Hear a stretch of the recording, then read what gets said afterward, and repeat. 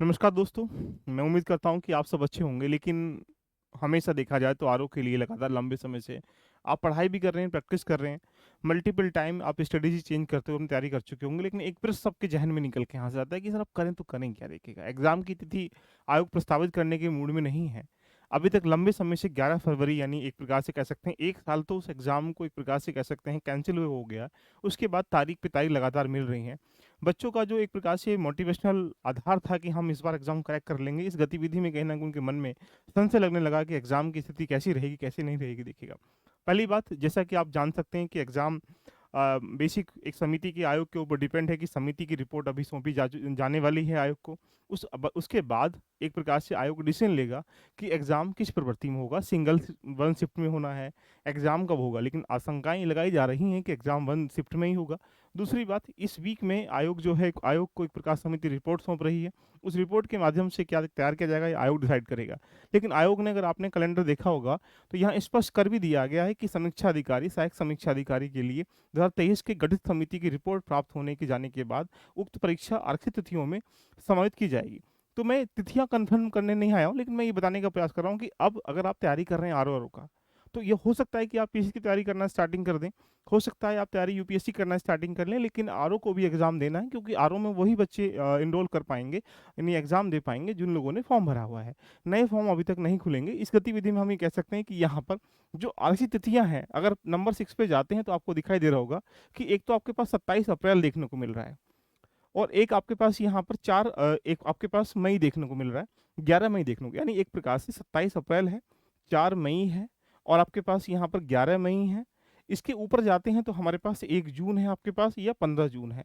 यानी हम ऐसा मान लेते हैं कि जो 5 तारीख हैं दिखाई दे रही हैं, एक ये वाली 27 अप्रैल की, 4 मई की, 11 मई की, ये आपके पास 1 जून की या 15 जून की।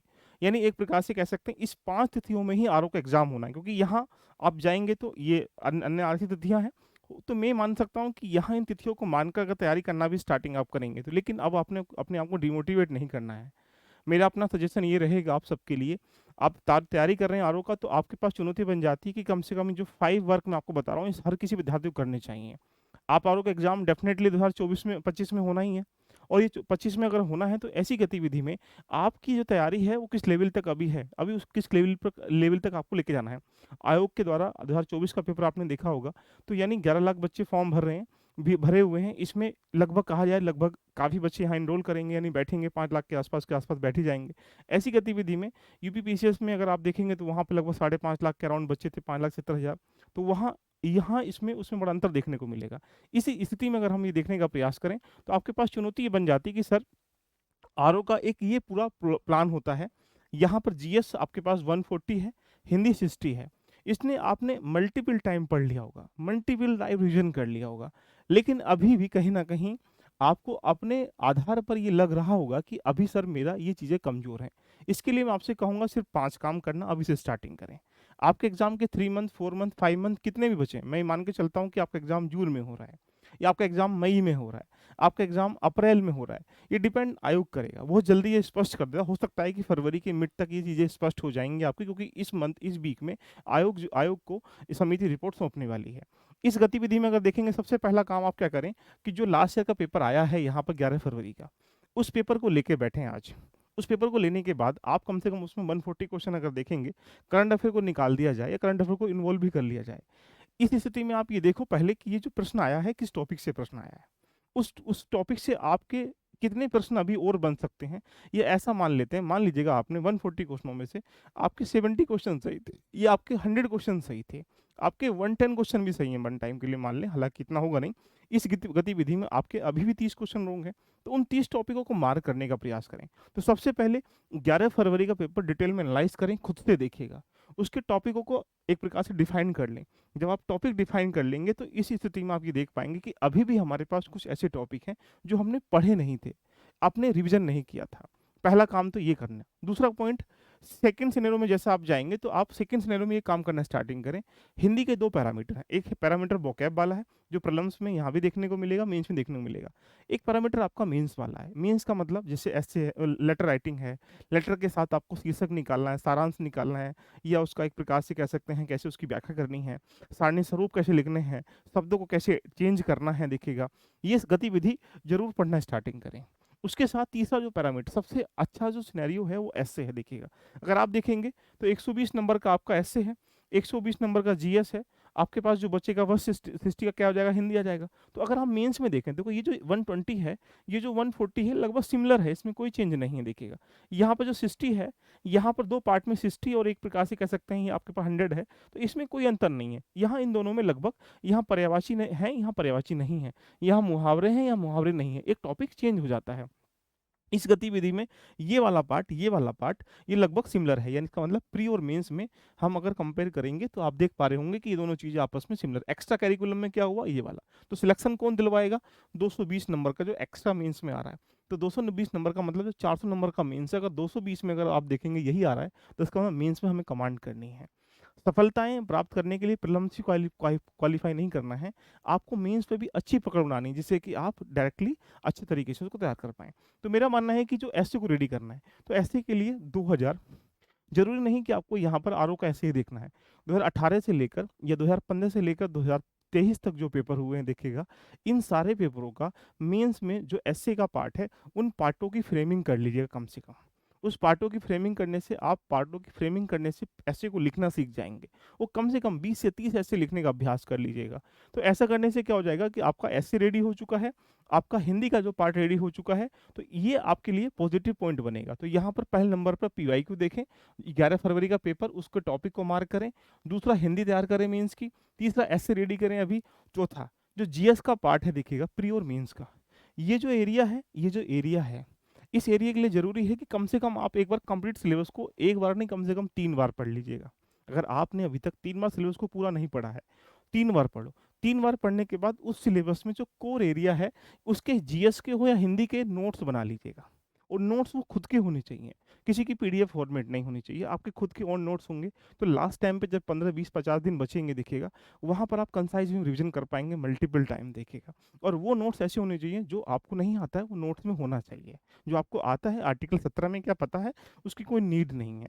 17 को कैसे इम्प्लीमेंट करते हैं ये होना चाहिए, ये आपको नोट्स में होना चाहिए। ऐसी कंडीशन में अगर आप फॉलो करेंगे तो ये आप इसको आराम से क्वालीफाई कर पाएँगे। उसके बाद करंट अफेयर का अगर आप पैटर्न देखेंगे तो यूपीपीएससी जो आयोग है करंट अफेयर का पैटर्न लगातार चेंज कर रहा है।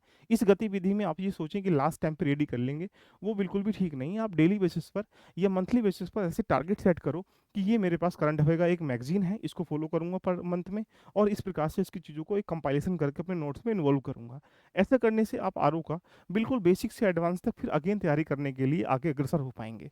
तो मैं ये सभी लोगों से यही कहूँगा जो जो बच्चे देना चाहते हैं आरओ का एग्ज़ाम, अपने आप को एक्टिव रखें, क्योंकि युद्ध की तैयारी करने के लिए आपको लंबे समय से एक प्रकार से अभ्यास करना पड़ता है, प्रैक्टिस करनी होती है। आप किसी यूट्यूब पे जाके प्रैक्टिस कर सकते हैं, किसी यूट्यूब पे जाके अभ्यास कर सकते हैं, रिवीजन कर सकते हैं, पीआईक्यू दे सकते हैं।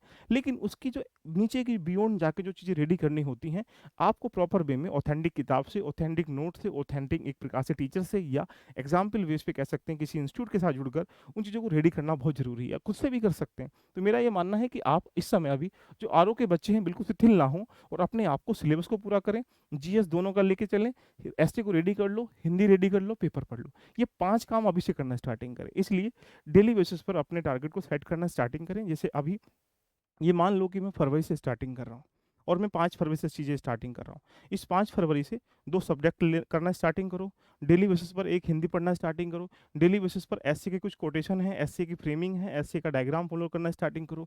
इसके साथ करंट अफेयर को डेली पढ़ना स्टार्टिंग करो। अपने टाइमिंग को डिस्ट्रीब्यूट कर लो मल्टीपल सेक्शन में, जिससे कि आप उन चीज़ों को रेडी कर सकते हैं। यदि इतना करेंगे तो मैं डेफिनेटली कह सकता हूँ कि लगभग 70% जो टाइमिंग है आप इस समय प्री और मेंस दोनों पे दीजिएगा अभी, और 30% टाइम ओनली मेंस में। मेंस में एक्स्ट्रा करिकुलम में क्या है, जैसे ये वाला कन्वेंशनल पार्ट है और ये एससी का पार्ट है। ये अच्छा रेडी कर लेंगे तो आपकी सफलताएं जीरो से लेकर एडवांस से मिल जाएंगी। तो मैं यही कहूँगा कि आरओ वाले जितने भी बच्चे हैं, आपका सपना है इस बार ड्रीम बनने का, सौभाग्य है। बस कहीं ना कहीं एग्जाम की जो गतिविधि है ये बड़ी गड़बड़ा गई थी, इस वजह से कहीं ना कहीं दिक्कतें बच्चों के सामने आ रही हैं। लेकिन आपको आपको एक्टिव रखना है, इस समय जो समय है, जैसा आप कैलेंडर में देख ही पा रहे हैं, आयोग ने भी इस चीज़ को स्पष्ट कर दिया गया है, क्योंकि जब भी आयोग अब इस समय आपके सामने घोषणा करेगा, वो बहुत जल्दी सारी घोषणाएँ स्पष्ट कर देगा, जिससे कि आपको पता है कि इस आरओ के चक्कर में पीसीएस भी और पीसीएस के अलावा अन्य एग्ज़ाम भी कहीं न कहीं इफ़ेक्ट हो रहे हैं, प्रभावित हो रहे हैं। ऐसी गतिविधि में आप ये देख सकते हैं कि अगर कोई बच्चा सोच रहा है कि यहाँ पे नवंबर में एग्ज़ाम जाके आरओ का होगा, ये सब चीज़ें अनर्थक हैं। यानी मैं कह सकता हूँ कि आरओ का एग्ज़ाम इन्हीं डेटों के आधार पर होना है, ये 5-6 डेट जो दिखाई दे रही हैं, ये आपको देखने को मिल जाएँगी, जैसा कि आप इसके बारे में देख पा रहे हैं। तो मेरा मानना है कि इन डेटों को मानक मानते हो, अगर आप अंतिम डेट भी मानते हैं तो यहाँ पर 15 जून निकल के आ रही है। तो यानी आप ये मान सकते हैं कि इससे एग्ज़ाम पहले ही होना है। तो दोस्तों, मैं यही कहूँगा कि अपने आप को एक्टिव रखो और चीज़ों को रेडी करना स्टार्टिंग करो। यदि आपको लगता है कि अभी 1 बार पढ़ लिया, 2 बार पढ़ लिया, रूटीन में नहीं रह पा रहे हैं, फॉलो नहीं कर पा रहे हैं, तो अभी आरओ के लिए प्री और मेंस का अवसर बैच हमारे साथ चल रहा है। इसमें मिनिमम फीस में आप जॉइन कर सकते हैं, जहाँ पर आप प्री मेंस कंप्लीट आप चीज़ों को कर पाएँगे। उसके साथ अगर मेंस जैसे कि हिंदी है या ऐसे है, इसको रेडी करना है, तो मेंस का बैच भी आपके पास यहाँ पर चल रहा है। टेस्ट बहुत इंपॉर्टेंट है, नए एडवांस लेवल के टेस्ट हम स्टार्टिंग कर चुके हैं, इसको भी आप जॉइन कर सकते हो। हमारे साथ आरओ में जॉइन करने के लिए एलबी लर्निंग एप्लीकेशन पे आपको जाना है, ऐसा इंटरफेस आपको दिखाई देगा। और जैसे ही आप एंट्री करेंगे तो आप यहाँ पर परचेज कोर्स में जाते हैं, तो आरओ का अफसर बैच या आरओ का प्री का मेंस का हिंदी और एसए का मेंस का एसए और हिंदी का बैच अवेलेबल है। तो दोस्तों, अपने आप को एक्टिव रखें, बहुत जल्दी आयोग आरओ के बारे में स्पष्ट कर देगा। जैसा कि आप देख पा रहे हैं, समिति रिपोर्ट सौंपने के बाद ये तारीखें सब चीज़ स्पष्ट की जाएंगी, और यानी आपको इस बार आप ये मान के चलें अपने आप को सौभाग्यशाली कि आप इस बार लंबी तैयारी के बाद आरओ का एग्जाम दे रहे हैं। इस युद्ध में अगर आप जीत नहीं पाए, तो यानी ये मान के चलो कि जीवन भर आप पछतावा जो आएगा आपको, उसको एक प्रकार से कह सकते हैं दिखा नहीं पाएँगे, सहन नहीं कर पाएँगे। इसलिए अपनी तैयारी को बिल्कुल जी से रही बात यूट्यूब की, देखिएगा, यूट्यूब एक ऐसा मंच है जहाँ पर आपको मल्टीपल प्रैक्टिस कराई जाती है। वहाँ पर अगर देखा जाए तो डेफ़िनेटली किसी भी इंस्टीट्यूट, किसी भी आप टीचर के माध्यम देखेंगे तो कंप्लीट पॉलिटी का सिलेबस, ज्योग्राफी का सिलेबस, कुछ की पॉइंट आपको देखने को मिलते हैं। तो वहाँ प्रैक्टिस करो दबा के। लेकिन इतना ही नहीं कि तुम सुबह से लेकर शाम तक यूट्यूब के पीछे पड़े हुए हो। अब जब तक आप अपने ऊपर टाइम नहीं लगाएँगे, जब तक अपनी चीज़ों को एनालाइज़ नहीं करोगे, जब तक अपने खुद के नोट्स नहीं बनाओगे, जब तक चीज़ों को अपने डाउट एरिया नहीं जानोगे, तो आप ये मान के चलो कि उस भेड़ चाल में ध्यान रखना अपनी असफलताएँ आपको हाथ लगेंगी। सफलता प्राप्त करने के लिए उस भेड़ चाल से हटकर अपने सपने को पूरा करने के लिए, कंप्लीट सिलेबस को रिवीजन करने के लिए आपको अपनी एक प्लानिंग बनानी पड़ेगी। हर किसी स्टूडेंट की अपनी-अपनी एक प्लानिंग होती है।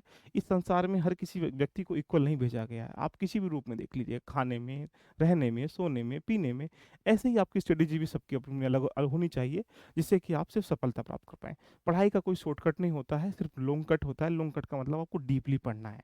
डीप में पढ़ोगे तभी सफलता मिल पाएगी। तो आने वाले बच्चे अपने आप को एक्टिव रखें। बाकी हम लोग मिलते हैं नेक्स्ट सेशन में, तब तक एन्जॉय करें। All the best. Love you all of you. Bye bye. Take care.